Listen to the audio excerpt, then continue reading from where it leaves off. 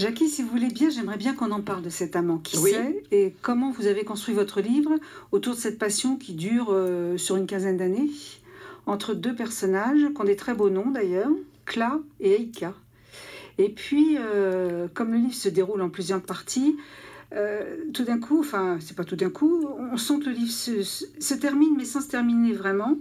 Là, il y a un chapitre autour d'un chien roux, et puis on retrouve les mêmes personnages, mais avec des noms différents, des histoires un tout petit peu différentes, mais toujours la même passion.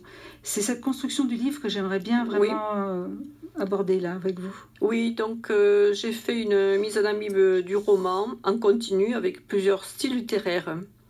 D'abord, il y a un premier récit avec deux personnages. Puis ensuite, Donc là, il y a Eika. Voilà. Qui se rencontrent comment, ces deux personnages? Alors, comment ils se rencontrent? Oh, ben, écoutez, là, j'ai pas absolument dit de quelle manière ils se rencontraient. Ils se rencontrent chez eux, enfin, d'une façon tout à fait banale. Oui, banale, oui, voilà. ils se rencontrent de toute façon banale. Donc, j'ai pas commencé le roman par une rencontre initiale. Mais avec quand même, dès le début, on sent quelque chose d'une attirance très très forte. C'est pour ça que j'ai choisi l'introduction de Marguerite Duras sur le désir immédiat, parce qu'il y a ça quand même tout de suite. Voilà, tout de suite, oui.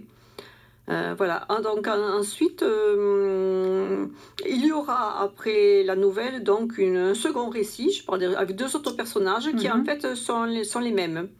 Bon, l'histoire y est résumée et elle se poursuit jusqu'au journal intime de la protagoniste. Donc de Rose.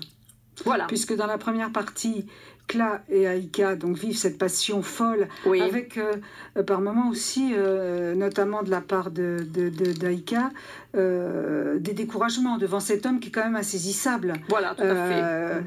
C'est un peu lui qui décide quand est-ce qu'on se voit, c'est un peu lui qui décide quand est-ce qu'on s'aime. Si des fois on ne se voit pas juste après la première rencontre, il y a quand même une grande période où il ne se voit pas. Oui. Et les retrouvailles, on sent qu'il l'aime, il parle même d'enfants, il parle de beaucoup de choses. Elle est un peu plus âgée que lui, si j'ai bien compris. Voilà, c'est ça, oui. Donc il la vénère, il la trouve belle, etc. Puis il souffle un peu le chaud et froid quand même vis-à-vis de son amoureuse. Oui, c'est lui qui a l'air de décider, mais en fait, il décide pas vraiment, il décide ce que son cœur, son âme ont décidé. Lui, il suit le mouvement. On dirait qu'il décide, mais enfin... les hommes, ils ne décident pas vraiment, hein. Dans toute relation, ils donnent l'air de décider, mais ils ne décident pas souvent. Et après, donc, ces deux personnages, on les retrouve avec Willy et Rose, qui sont les mêmes, sans être tout à fait les mêmes. Voilà, parce qu'il y a un changement de style. Donc, j'ai retrouvé ces papiers un peu plus tard, dans un tiroir. Et donc, j'ai voulu changer le style pour créer une autre histoire. Mais en fait, je ne suis pas tout à fait arrivée à créer une autre histoire. Je suis retombée dans la même ambiguïté. Donc, et ensuite, il y a le journal intime de Rose. Qui reprend en quelques phrases, enfin c'est assez long quand même, mais la chronologie de l'histoire en définitive. Voilà, tout est repris à chaque fois, comme ça le lecteur, bon, s'il est fatigué, il peut reprendre plus tard, il peut reprendre le récit à partir du second récit, il peut commencer là s'il veut, hein. Il n'est pas obligé de tout lire, hein. Il peut commencer là, voilà. Bien sûr. Qu'est-ce que vous avez voulu mettre dans cette page autour du chien roux? Ah oui, donc le chien roux, là, c'est quelque chose de symbolique. Voilà, c'est ça, c'est un symbole entre la première partie du livre, qui est la plus longue, hein, le oui, roman, oui. Et les deux autres après, qui sont plus courtes quand même. Oui, oui, oui. Donc c'est une histoire symbolique, c'est quelque chose que j'aurais pu peindre, mais enfin, c'est pas moi qui peins, là, donc c'est le protagoniste qui peint, voilà. Donc le chien, il est là au milieu d'eux, il a quelque chose à faire, il a un rôle. Kla, il peint ou pas du tout? Il peint, oui. Il peint. À chaque fois, quand même, les premières scènes où elle arrive chez lui, puisque lui, il a un magasin de décoration, et d'objets de toutes sortes. Voilà. Donc il se rencontre tout pas loin de ce magasin, elle y va souvent.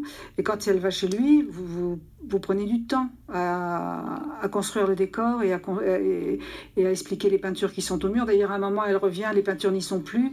L'importance du pictoral est très présente dans le livre. Voilà, c'est très présent parce que, bon, dans ma famille aussi, mon père peignait, donc... Enfin, c'est de beaux tableaux. Donc, effectivement, j'étais imbibée de toute cette peinture. Alors, je l'ai reproduit sur les personnages qui étaient autour de moi. On sent que c'est important parce que c'est pas l'histoire d'un peintre, hein, c'est l'histoire d'une passion, oui. Déjà, à la base. C'est l'histoire d'une passion. D'ailleurs, c'est une question que je voulais vous poser parce que c'est un roman de passion. Et bon, ils font l'amour, mais la sexualité n'est pas omniprésente. C'est pas 50 nuances degrés. C'est plutôt une histoire autour de la passion que il y a de la sexualité, mais on sent que c'est pas ce qui est primordial, disons. Oui, donc ce n'est pas un roman érotique, c'est un roman passionnel. Parce qu'un roman érotique n'est pas le même, n'est pas structuré comme un roman passionnel.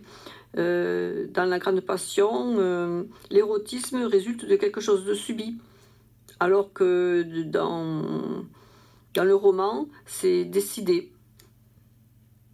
Il y a une chose amusante, enfin c'est possible très amusant pour Aïka, disons, c'est pas toujours très amusant, mais les passages de classe sont toujours rapides. C'est-à-dire que c'est 1 heure, 1 heure et demie. Voilà. D'ailleurs, on sent que quand tout d'un coup ils sont vraiment bien dans leur relation, les visites sont plus longues. Elles arrivent à 2 heures, 2 heures et demie, 3 heures. Plus la passion est tranquille, plus le temps est long. Mais pendant des années, c'est vraiment 1 heure de rencontres fortes. Oui. Pas toujours sexuées d'ailleurs, des fois c'est des discussions, c'est pas forcément, mais j'aimerais bien vous entendre. Parce que Claude, dans cette histoire, il a peur. Il a peur de ses sentiments, il ne veut pas tomber amoureux, il a peur de lui-même, donc il a tellement peur qu'il doit partir. Pourtant, il est amoureux. Oui, mais il ne veut pas se le reconnaître. C'est difficile pour Aïka souvent Ah oui. Enfin, on sent qu'il y a quand même une douleur.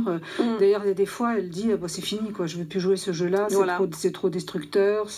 Voilà, mais malgré elle est embarquée dans cette histoire, elle souffre encore plus, elle ne le voit pas que si elle le voit. Et lui, pour sa part, c'est la même chose. Et pareil, il y a cette obsession qu'elle se marie, même plus que ça, il veut la marier. Oui, mais là, c'est une grosse blague, ça, ce qu'il dit. Bon, il revient toujours à ses blagues. C'est quelqu'un